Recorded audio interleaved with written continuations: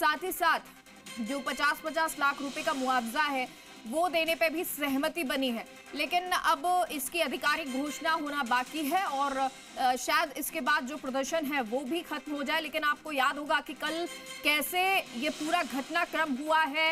एक व्यक्ति जो है वो नशे में धुत गाड़ी चलाता हुआ ले जाता है और उस वक्त जो लोग वहां पर मौजूद होते हैं उन पर भी गाड़ी चढ़ा दी जाती है और इसके बाद इसमें कई लोग घायल हो गए हैं, 3 की मौत हो चुकी है। आज सुबह से ही इसका आक्रोश नजर आ रहा है और विनय हमारे सहयोगी इस खबर पर जुड़ गए। विनय, जरा अपडेट दीजिए, क्या सहमति बन गई है और अब इसके बाद क्या जो आम लोग या जो लोग प्रदर्शन कर रहे थे वो प्रदर्शन खत्म होगा?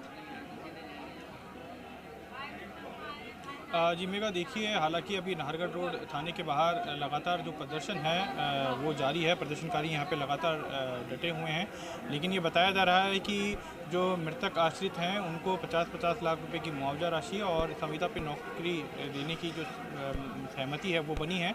हालांकि आधिकारिक घोषणा होना अभी बाकी है और यहाँ पे जो सांसद मंजू शर्मा हैं, विधायक बाल मुकुंद आचार्य हैं, उनकी ओर से इसको लेकर घोषणा की जाएगी। वहीं जो मृतक आश्रित हैं, उनके परिवार के सदस्य हैं, जो लोग घायल हुए हैं उनके परिवार के सदस्य हैं, उनके साथ अभी नाहरगढ़ थाने के अंदर सांसद और जो विधायक हैं उनकी मीटिंग चल रही है। संभवतः वो उनको सरकार की ओर से जो मांगे मानी गई है उसको लेकर जानकारी दे रहे हैं और उसके बाद ही आधिकारिक घोषणा उनके द्वारा की जाएगी।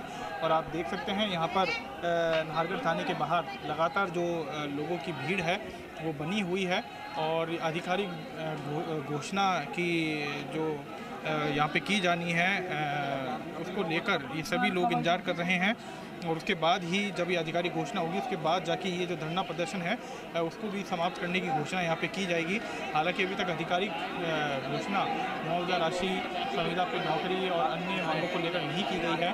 साथ ही जो मैं बताना चाहूँगा, जो घायल हुए हैं इस हादसे में जो लोग, उनके परिवार के लोगों के पास या उनके खुद के पास जिला कलेक्टर से भी कॉल आया है और उनसे कुछ दस्तावेज मंगाए गए हैं ताकि उनको भी जो मुआवजा राशि है वो दी जा सके। हालांकि कितनी मुआवजा राशि दी जाएगी घायलों को उसको लेकर अभी तक किसी तरह की कोई आधिकारिक घोषणा नहीं की गई है, लेकिन ये जरूर है कि सरकार जो है उसने मांगी मानी है और उसी के बाद घायलों के पास भी, जिस तरह से मैंने बताया, कि कॉल आने शुरू हुए हैं जिला कलेक्टर कार्यालय से।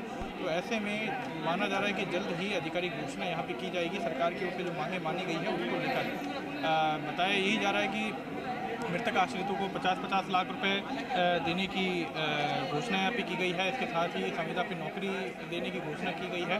हालांकि जो प्रदर्शन कर रहे लोग हैं उनके द्वारा डेयरी बूथ आवंटन करने की भी मांग यहाँ पे सरकार से की गई थी। हालांकि उसको लेकर किसी भी तरह की कोई जानकारी भी सामने नहीं आई है और जब तक आधिकारिक घोषणा नहीं हो जाती यहाँ पे मुआवजा राशि को लेकर, संविदा पे नौकरी को लेकर, तब तक ये जो प्रदर्शनकारी हैं वो इसी तरह से नाहरगढ़ थाने के बाहर डटे रहेंगे, उनका कहना है। और जब आधिकारिक घोषणा हो जाएगी उसके बाद जाकर ही ये धरना प्रदर्शन यहाँ पे समाप्त किया जाएगा। और आप देख सकते हैं बड़ी संख्या में जो लोग हैं वो लगातार नाहरगढ़ थाने के बाहर मौजूद है और आप यहाँ पे देख सकते हैं नारेबाजी भी उनके द्वारा की जा रही है और कोशिश और इंतज़ार, सभी लोगों का इंतज़ार इसी चीज़ को लेकर है कि आखिर कब मुआवजा राशि और संविदा पे नौकरी को लेकर आधिकारिक घोषणा की जाती है सरकार की ओर से। सरकार की ओर से जिस तरह से देखा गया, सांसद मंजू शर्मा को यहाँ पे भेजा गया, विधायक बाल मुकुंद आचार्य भी सुबह से यहाँ पे धरने पे मौजूद हैं।